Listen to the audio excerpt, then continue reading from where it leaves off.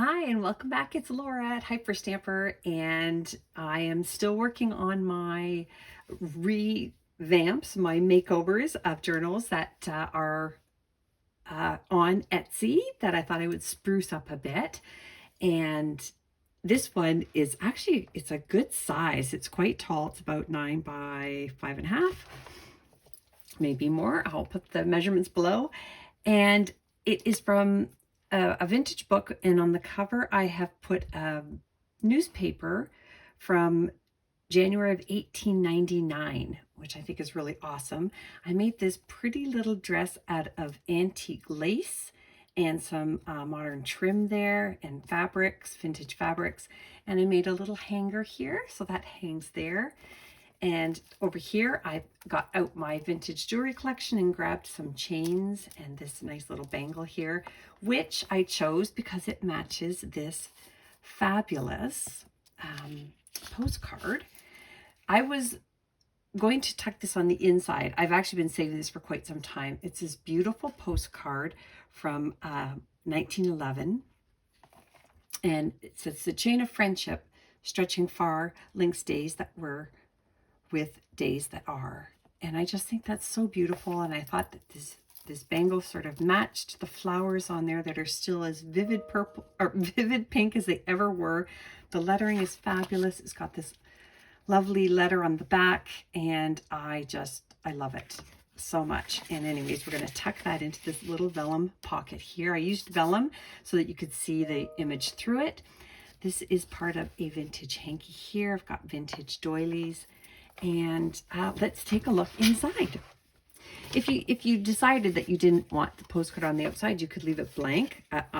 Here I have put in the 1923 song, "The Morning Light is Breaking," and you can tuck in your own photos there, or love letters, or anything you want in there that is vintage or antique. Here is a plate from Little Women, an antique book. Here is a antique postcard from Washington from the 1920s, Washington, D.C. And a little journaling tag here. And some vintage recipe book pages. Everything in here is authentic, antique, and vintage ephemera, except these tea-dyed pages that I've hand-stamped. This is really cool. This is a little children's book page that I put on top of this vintage dictionary page. But look how cool this is from 1935. It is a check that went through the system a lot of times. There's 1, 2, 3, 4, 5, 6 bank stamps on there. And if you can see here, they punched paid in there. So they've got the paid dots, which I love. And they actually sent this just through the mail. No envelope, just stuck a stamp on it and sent it out. I love this. It's so colorful and wonderful. It's one of my favorite pieces of vintage ephemera, but I'm giving it up. Oh, it makes me sad, but I know it's going to go to a good home. This is a lovely page from a 1950s theater arts magazine. So fun to read through that, and I put it in this vintage doily pocket here. Early 1900s, how to make a garden book plate there.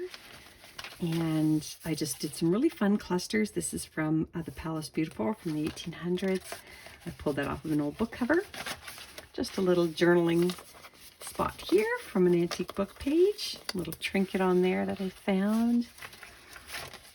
And this is from a yearbook from the 1950s, which is really fun. There's the boys basketball team. Look at that. How fun is that? And this is a really great typing lesson book page.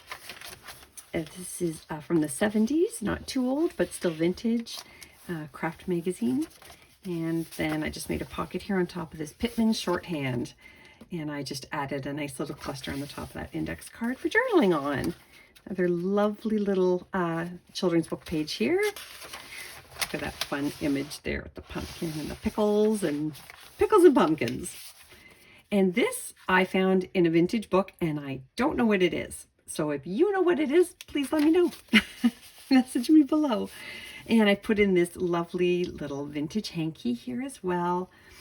Again, this is one of the ones that I acquired that was never purchased. It was still in its original packaging, but it's very old. And here we go. I'll tuck that back in so you can have lots of fun making things out of that if you like, or just having it. The flip side of that awesome vintage yearbook page. Look at this wonderful image of the deer here from a vintage children's book. And then I pulled this out of a vintage children's book as well. The pineapple plant, my favorite fruit. This is from an 1800s book here, and I love that it says notes on there. Some vintage stamps here. And then I just made this little book here out of my scrap antique paper. A little cluster there. Just another bunch of spots for you to doodle on. And I love this little piece of music note paper here. That is from 1933. I love reading Roman numerals. You know it's old when they use Roman numerals. There's a vintage bird book page that I did tea dye just to take away some of the whiteness. 1950s bingo card. That was a travel bingo game. And look at this wonderful little children's book page here. Little pillow fight with the bunnies and the raccoons. Journal on the back. Now this is spectacular. This is from, I kid you not, 1885 here. And this is how this was sent. I love the ink splots on it. I love how they wrote with a pen and quill. And there's it's a business. It's like our text, but they sent it by post. So they would have purchased these pre-stamped postcards, and that's how they sent their business mail. And I put it in a little pocket envelope there. A couple of 1950s Pearl Shop receipts in a vintage dictionary page pocket. A vintage sewing instructions page, and from a 1950s craft magazine for women. A 1936 Paris, France almanac page from March. And I just made this out of a vintage card. I just thought it was fun. You can journal on there as well, a little accordion journaling spot. That's quite an old and loved card as well. And that brings us to the end after this wonderful antique music sheet. So that's on Etsy now. I hope you'll visit hyperstamper.etsy.com, and don't forget to subscribe. I'll see you soon.